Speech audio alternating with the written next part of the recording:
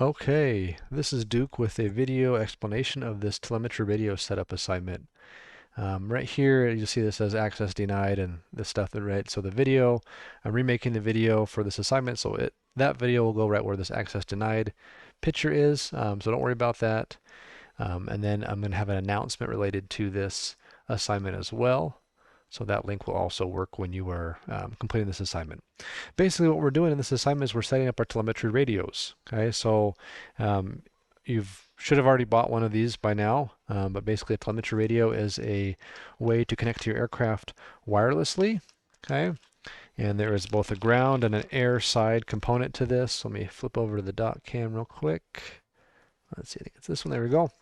Okay, and so you'll have a radio, well, let's use this one, radio like this one that'll plug into your computer, and you have a radio like this one that'll go on your aircraft, and they'll be able to talk to each other, and that way you can control your aircraft, monitor your aircraft from the ground, from your laptop, even from your phone. We'll talk about how to do that. Some phones will work okay with this as well. You should have already bought a set of radios though from the EC store or online, and this assignment has you configure those correctly. Basically what we have to do is we need to make sure that everyone's radios are not talking to each other. Only to the radio they're supposed to talk to, not to someone else's, if that makes sense. Kind of like binding your receiver to your transmitter. These telemetry radios have what's called a net ID, and that is basically a kind of a bind phrase, we'll call it, making sure that my laptop only controls my drone, not somebody else's. We don't get confusion there, crossing paths and things. Okay, so basically I'm going to show you how this assignment works in this little video, and then when you turn this in, you will grab a screenshot of your SICK radio page, which I'll show you in a second here, but basically this is an example submission here. And you will submit that for the assignment, as well as posting on the announcement that you'll find with this link. Okay, the announcement is a way for you to put what your net ID is. So first come first served. There's like 300 numbers you can pick from for net ID, I think, or more. But if someone has a special number they want to use, that's fine, and you're got to post that in the announcement and say, hey, I'm using net ID 8. And you post that in there, so then everyone else who's doing the assignment after you does not choose 8, they have to choose something else. So the announcement is kind of part of the assignment as well, and then what you actually have to turn in here is the screenshot, which will also tell me your net ID number, but the announcement helps us decongest the class a little bit so no one has the same net ID. Okay, my net ID that I use on all of my program stuff is 0, so don't pick 0 just right off the bat. Don't do that. Okay. Let's go ahead and head over to Mission Planner in our dot cam here. We'll look at this a little bit. Let me go into OBS. We're going to turn this off, turn this on. My device is correct here. There we go. Okay, so you can see here, you can't see my computer, of course, because you kind of could see my computer, I guess, but I'm recording on the computer. So my computer is connected to this telemetry radio here, just via USB. Okay, I have my drone over here, and it's got a telemetry radio that's been wired up to it correctly here, so you can kind of see on the side. It's just hanging loose, right? Yours will be more secure than this. But I have the radio plugged into the drone, and then I have the antenna attached to the radio over here. Okay, and you want to make sure, let me pull this antenna out here, that you actually do attach an antenna to your radio before you try to use it. Okay, like most things, like most radios, if it's going to transmit anything, it needs an antenna. Okay, and these radios do transmit and they receive, they're transceivers. Okay, and so you need to make sure that you install the antenna that comes with your radio onto both the radio that's on your aircraft, okay, the one that's plugged into your flight controller and everything. Okay, try to zoom in a little bit on that. Maybe let's see here. Okay, a little bit better, not that much honestly, but let's see if I can get it to focus on this here. Maybe I need bigger hands or need to zoom in more. Okay, let's try that. There we go. Okay, here's my telemetry radio. It's been wired into my flight controller. Okay, I've attached the radio lead here. Okay, if you look on the other side of the radio, this little gold connector here. If you see that, it is kind of a press on to the circular part of the radio. There's a little piece you'll see there. If you haven't connected this yet, you'll see the little circle. You have this wire comes with your radio. You're going to clip it on, basically just line it up nice and straight and press it down, straight down onto it. It'll clip onto the radio. Okay, so that wire's been connected. And on the other side of that, we have this SMA connector. Okay, and we've screwed the antenna onto the SMA connector. Now you might not have this all finally mounted up on your copter yet. Actually, you probably should have, per the other assignment where you finish these physical wiring setups. But make sure you don't power on your aircraft without the antenna connected to your radio if your radio is going to be powered up as well. Mine's just loose for this demo, but yours will be more secure and mount on your drone probably by this point, hopefully. And so that way you'll be ready to go. Just make sure you don't forget to put the antenna on before you turn it on, otherwise the radio can get damaged. Okay. Also be very careful. I'm going to mention this in class as well. A lot of times, be very careful with this connection here. It's pretty fragile. And so it's easy to break this off or mess it up, and you have to get a new one of these gray cables. They're not very expensive, but it's kind of a pain. It might be worth, after you connect this up, once you're totally sure that you're done with it, put some heat shrink over this whole thing again to kind of hold this connector down and make sure it's in place and can't move or break too easily. So I have heat shrink in the class that you can use to go over the kind of this end of the board they left exposed from the factory. All right. So that's on my drone. My quadcopter here, we're going to put that over off to the side. Okay, and I'm actually going to put it a little bit of a ways away because these radios operate at 915 megahertz, okay, and so that's a lower frequency, and if they're actually too close together physically, it can cause problems, connection problems, because the frequency is so low, it needs a little bit more space to make those waves. So once I have this, once I've showed you guys this and everything, I'm going to move it off screen, far away from the aircraft. That way I'm not too close with the other antenna there, okay? So the way this one works, your ground side here, is just it's got this little plug on the bottom. Actually, I'm going to switch to the dot cam for this part here. Do that, it'll be a little bit easier probably. There we go. Okay, so here we have the ground side. Okay, and this is what it looks like.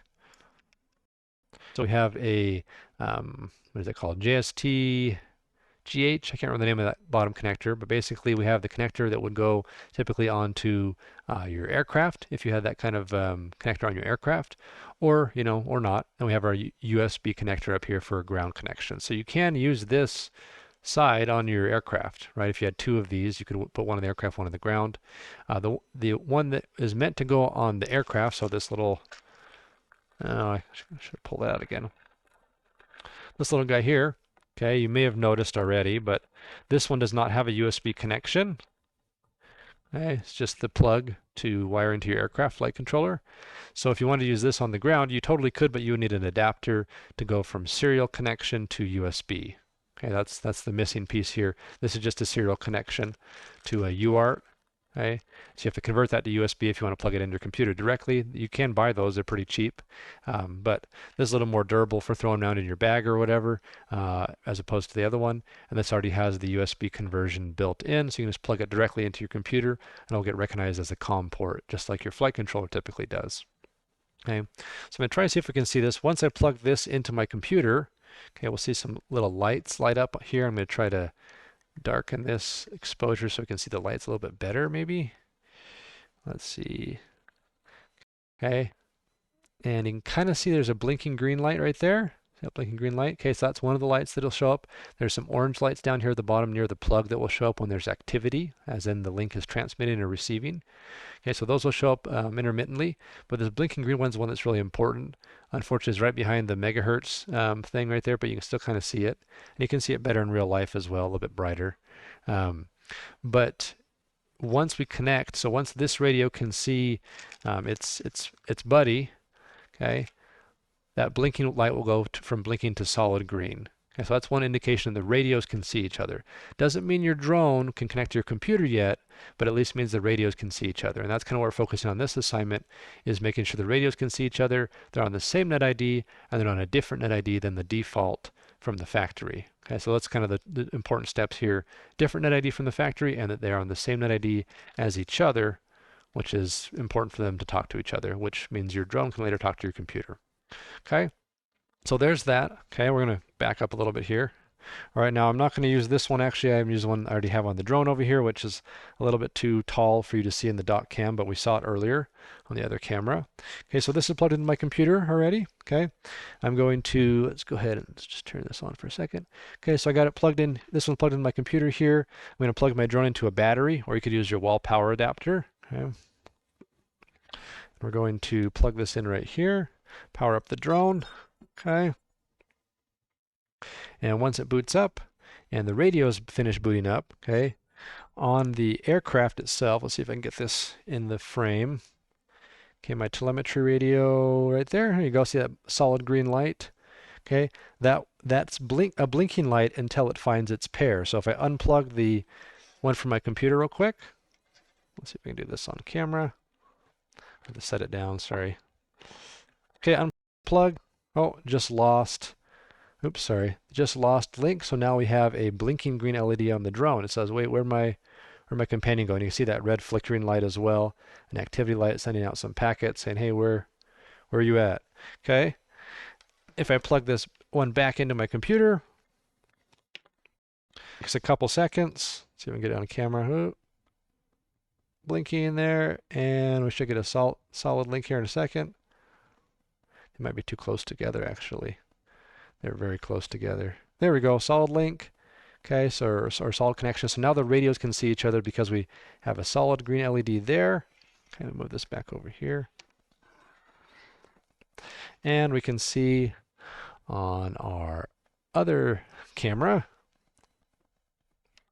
we have a solid green LED right behind the megahertz symbol right there. You can kind of see it. I don't know if it'd be better if I made this brighter.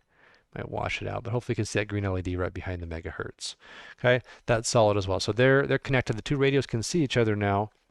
So that's good. That's how yours will be from the factory. They should both be on the same net ID, which is 25. Okay, and I'll show you that in a second. They should both see each other from the factory. If you boot up either of your radios and get like a solid red LED, that's an error code, and I can help you fix that if you get that. We get that now and again. I don't know, some of them from the factory ship in like bootloader mode for some reason. But anyways, if it does have a solid red LED, then let me know and I'll help you fix it. So please test these ahead of time before Saturday night when the assignment's due, okay? But if they are blinking green when you power them on, that's good. And then they should go solid green once you power both of them on, and they'll be able to see each other. Okay, so let's go over to Mission Planner here. I got to do a full display capture on this one. I apologize just because I can't get all the drop-down menus in Mission Planner unless I do that. So let's go here. Oops, here. There we go. Go over to Mission Planner. X out this little window here. Okay. All right, so here in Mission Planner, your main page will pop up like this, right? Once you have your radio plugged into your computer, your telemetry radio plugged into your computer, okay, you're going to be able to find it as a COM port, unless you have some kind of driver issue, which I can help you with as well. Okay, but it should show up as a COM port. Mine shows up as COM6. Yours may be a different number, okay? It's not always the same number, right?